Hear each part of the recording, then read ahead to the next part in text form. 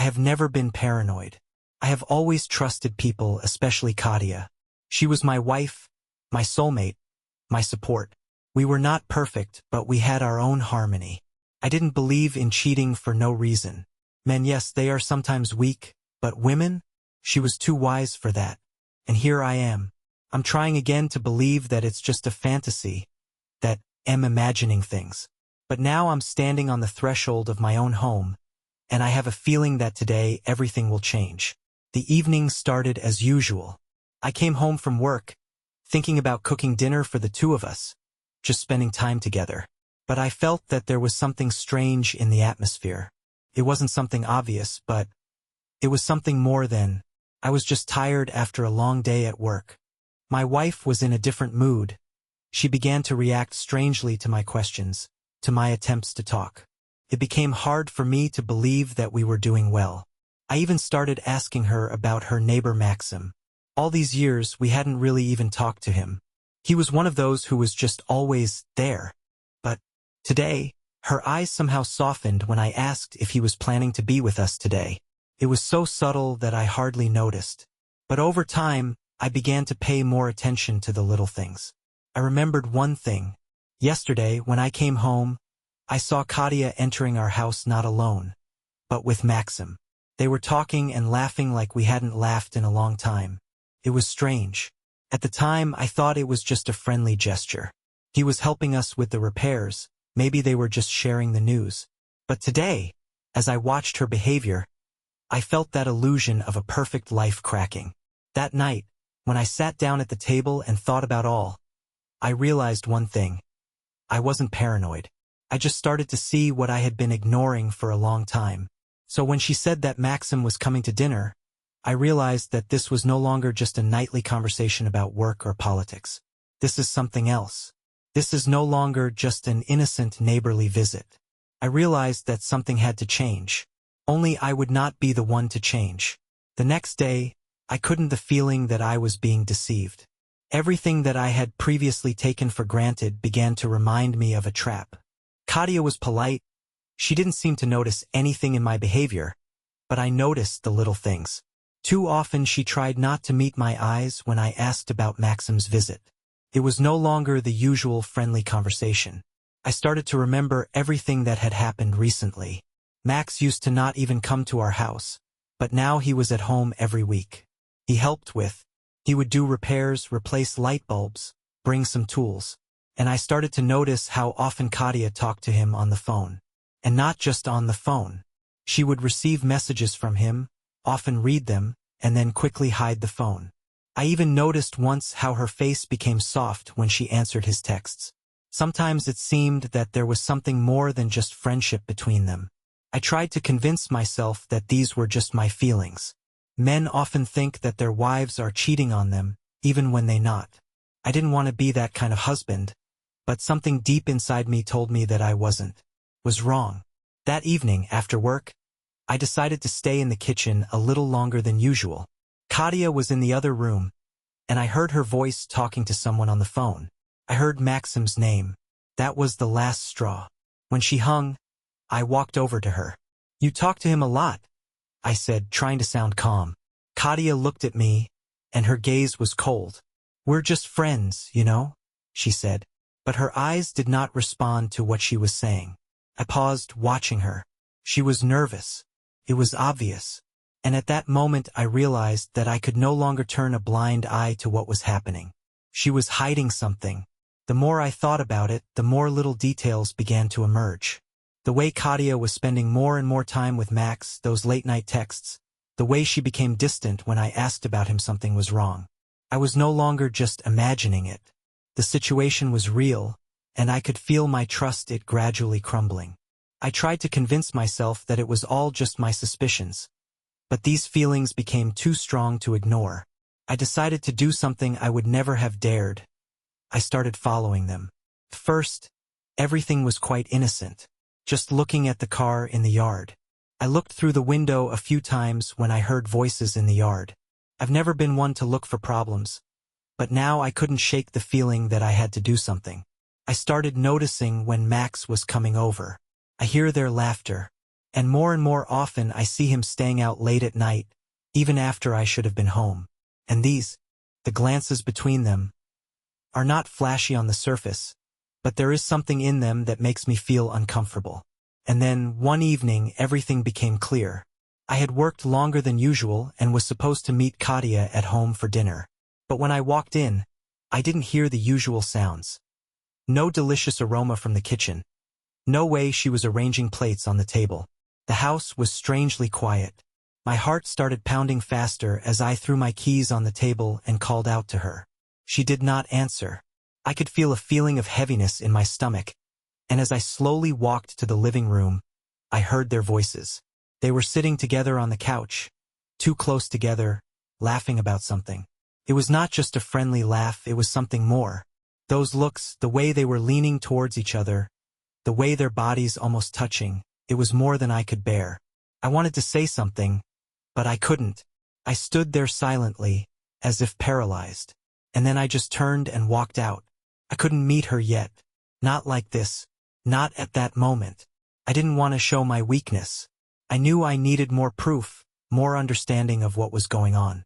That night I did not sleep. I lay in bed, staring at the ceiling, and thought about only one thing.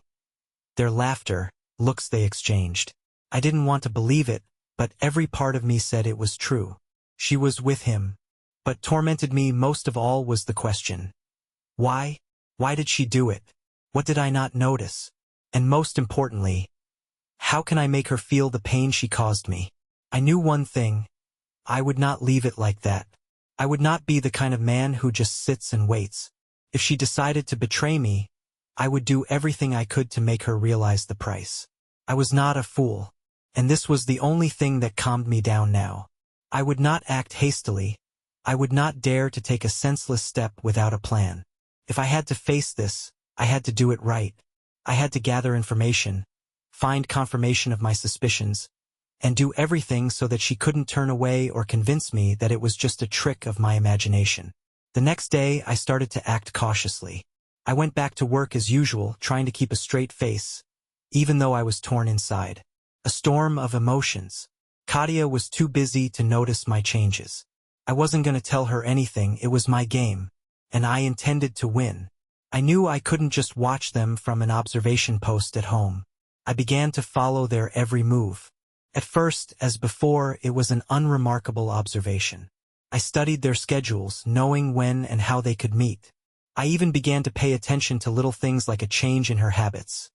A new scent of perfume, a new hairstyle, even the way she dressed when she went out. It was all part of the plan. My goal was clear, to find out more, to make sure, and then to act.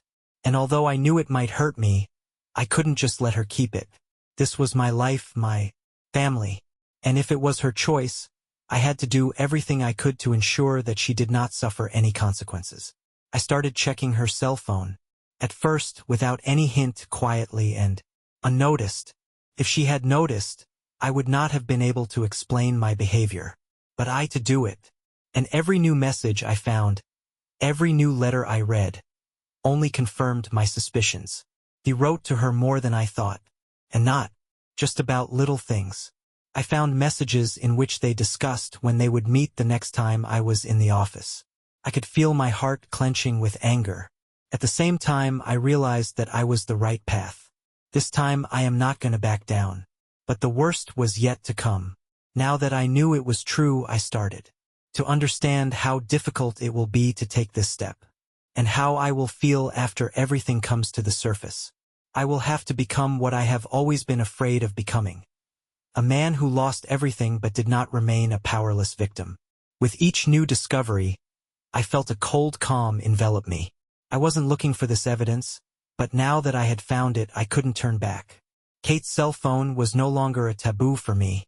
I already knew her password, and every she went out, I had time to check it.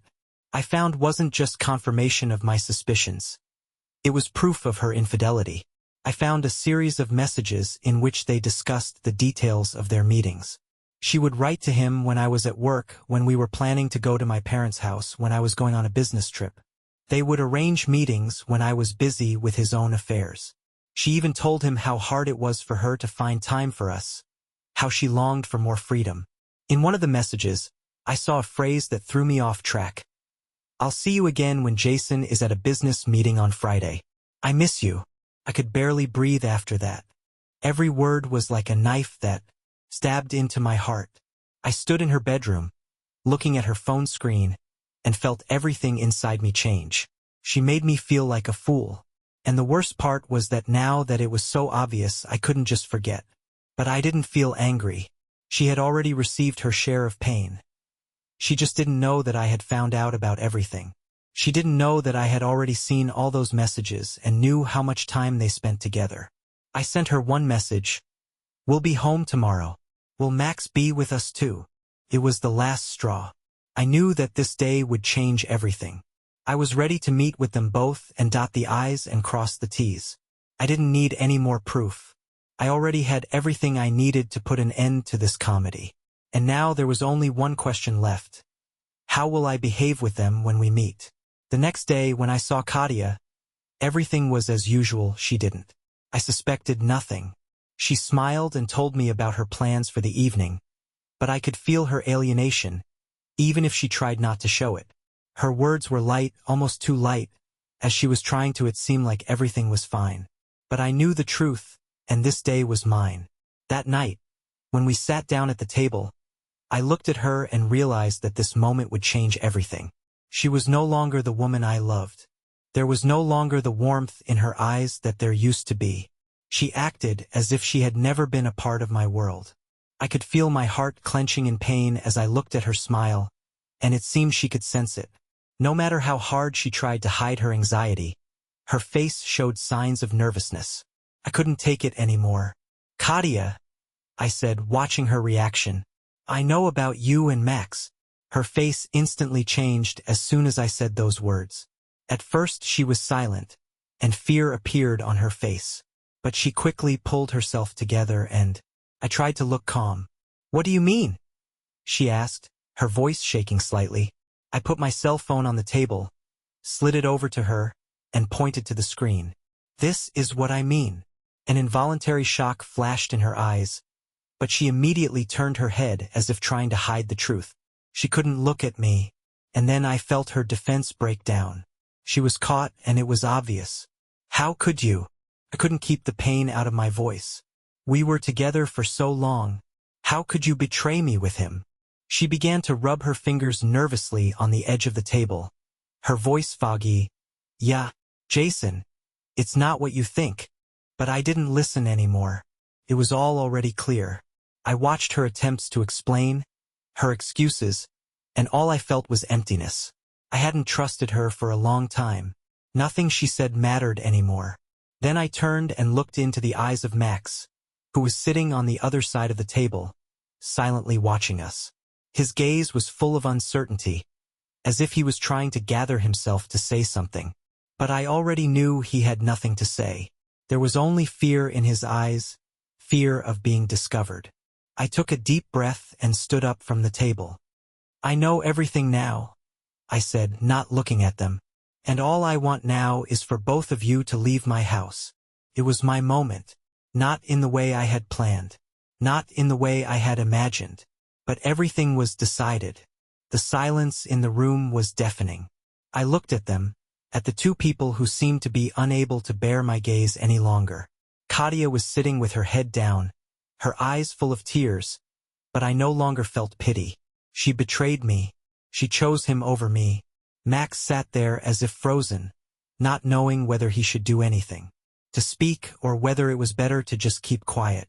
He was so quiet that I even began to doubt whether he even realized the situation he was in. I stood there watching them and felt nothing but emptiness. Just a few hours ago, I was a man who had a home, a family, and a beloved. Now I just felt everything I had built for years falling apart. Katia tried to say something, but I was no longer listening to her apology. Her words were empty. She talked about how hard it was for her, how she could not find a way out of this situation. But it didn't matter to me. It all just seemed like an attempt to reassure me that she was still worth something. But it was too late. I turned to the door. "You can go," I said without even turning around. "Take your things and go." Max slowly stood up while Katia was still sitting there, not knowing what to do. She looked like she wanted to say something, but couldn't. I was no longer waiting for her words. I just looked at them, waiting for them to realize that the time for apologies had passed. Max and Katia started to pack their things. I heard the door close behind them. It was only when they left my house that I felt like I was finally breathing again. It was as if all this time I had been trapped in my emotions and pain, and now it was all gone. But instead of relief, I felt only emptiness. I was alone. My family was broken, and even though I no longer had any emotions for them, I had to accept the reality that we are no longer together. She's gone. She chose him, and now I had to decide what to do with this pain. That night I could not sleep. My thoughts revolved around one single idea. What's next? What should I do? How do I live after what happened? I could feel a new feeling starting to grow inside me, cold anger mixed with pain. This was not just a betrayal. It was the destruction of my reality. And now that I was alone, I realized that I was not done with it. For the first few days after they left, I couldn't say that I felt better. It was not relief. It was a feeling of emptiness that filled every corner of my home, every moment of my life. I sat in silence, and these thoughts haunted me. Why me? Why did I fall victim to this lie? You know that feeling when something unfair happens to you and you just can't accept it? I felt like forgive her. And I couldn't understand why I still felt so weak. All these years I tried to be a good husband, faithful, reliable, and here I am. She decided to choose him over me. But one thing was clear to me, I wasn't ready to just let it go. My revenge was not spontaneous. I didn't want an action that would lead to an instant breakup. I planned everything very coldly. If this was her choice, then I would show her what real pain is. I started following Max. It wasn't just watching what he did after he left my house. It was a well-thought-out game. I found out where he worked, where he went to parties, who his friends were. I even got access to his social media. It seems that despite how I felt, I still had the ability to act in a clear and organized manner. Step by step, I began to gather information. He wasn't careful, because he didn't expect me to start following him. He continued to see Katia, and although I did not receive direct confirmation of their meetings, I noticed all these little things. It was still hard to believe that this had actually happened, that I was one of the victims in this story. But I did not let myself be broken. I started planning my next step. And it was far from like in the movies, where a man rushes into a fight or destroys all things. I was much colder. My plan to ruin his life the way he ruined mine. It was not just punishment. It was psychological pressure. I wanted him to feel all the hopelessness I felt when I found out about their relationship. And what struck me most was how I began to change. I was no longer the one who loved her. I was no longer the one who was afraid of losing everything. I was just a man who was looking for justice. Cold, calculated justice.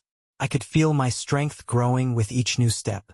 And when I finally meet Max, he won't see me as a victim. He will see a man who will no longer allow himself to be fooled. I was getting more and more immersed in my plan, and I was even surprised at how quickly it began to take shape. All the information I had gathered about Max looked like a mosaic that was finally coming together in a big picture. His life was not as perfect as he might have thought. He had made one big mistake allowing me to get into his world, and now I was in control. I decided to wait for him to make the first move. He didn't know that I knew everything about his meetings with Katia, and even more that I was watching him. I waited until he wanted to see her, until he thought that everything was fine and I was no longer a threat. He must have perceived me as an offended man who just wanted to move on. But his mistake was that he underestimated me. I found out that Max often visited a local bar. He liked to have a beer with his friends after work, and he didn't hide it from others. I decided that this bar would be my next step. He didn't expect me to suddenly show up when he was alone with a friend or just relaxing after a hard day. And that evening, when he was sitting in his usual place, I couldn't help but a smile. I watched him from another table, not allowing myself to move. Everything was thought out to the smallest detail. Max had no idea that he had already been caught in my net. I didn't come to scare him or create a scandal. I came to make him realize one important thing. He will not be able to live the way he lived before.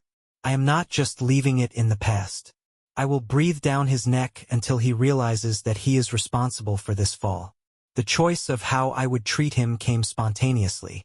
When I walked up to him and sat down at the table, he was very surprised.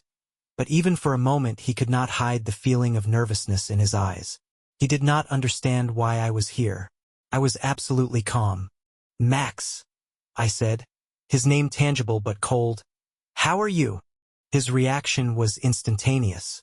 He tried to look natural, but it didn't work. The look on his face, even without words, said one thing he knew I knew. He could feel this coldness coming from me. "Jason, I don't understand," he began, but I interrupted him. "No need for explanations. I just want you to understand that I know everything. And I'm not going to just leave it at that." I watched his face change. His lips pursed, his eyes embarrassed. He did not answer. There was no need. All those words he had said didn't matter anymore. Now I was the one who dictated the rules. Max sat in front of me, swallowing nervously, his eyes darting around the room, looking for salvation. He wanted to speak, to promise, to apologize. But I didn't give him a single chance. I sat there quietly, silently, watching his nerves grow with each, in a second, disintegrate. "It doesn't matter what you say." I barely raised my voice, but it was so strong that Max seemed to freeze. "I know everything, and I don't want to hear your excuses anymore." He tried to look confident, but it didn't matter anymore. I had gathered enough evidence. Now I didn't just want revenge. I wanted him and Katia to felt what real disintegration is when the person you betrayed comes back to you, changing everything in an instant. I did not make a mistake. I did not rush into a fight. I didn't create a scandal. I acted in cold blood, and that was my real strength. My revenge was calculated to the last detail, and I was ready for this moment. Max became even more nervous when I pulled out my phone. And that's when I realized. He did not expect what I did next. I opened several screens on my phone and showed him something he could not have predicted. "This is the video from the surveillance cameras in your office." I pointed to the screen. The video clearly shows Max handing over classified documents to an unidentified man. "Did you think I wouldn't notice you committing fraud?" Max's forehead wrinkled. His face turned white. He started to reach for his phone nervously, but I was already ready for this step. "Are you still trying to deny it?" I didn't give him a chance to speak. "And this is another message from your friends, whom you contacted through classified channels. Did you think I wouldn't find this information?" I showed him some more evidence correspondence that clearly indicated his involvement in schemes from which he planned to make a lot of money. Max stopped. His attempts to maintain a facade of confidence were broken. He could no longer dodge the truth. I stood there and looked at him without looking away, and I felt like it brought me triumph. My revenge was not just about revealing the betrayal. It was to show him that I had not only found out about his relationship with my wife, but I was in control of his life. Max was embarrassed and tried to say something, but I interrupted him. "You have no right to speak anymore, and you don't even realize how it will end." I looked at him, seeing him becoming powerless, and took the last step. "Do you think you can just get out of this situation? No. Now I will become your nightmare, and your illusions will no longer exist." And while he was trying to gather his strength, I got up and walked to the exit. In a moment, I was waiting for the next step, and it would be one that Max and Katia would not be able to predict. I stood on the street, my phone in hand again. This time I dialed Katia's number. "You know what I saw. You know that I know everything now." And I told her what was going to happen next. I left Max alone with his thoughts and returned home. A feeling of triumph filled me. I was no longer the man who cried into his pillow or hoped for mercy. I had become someone else. Every step, every detail of my plan had led to this moment, and now I was in control. But, as often happens when you think you have everything under control, a moment comes that makes you reconsider everything. That evening I met Katia again.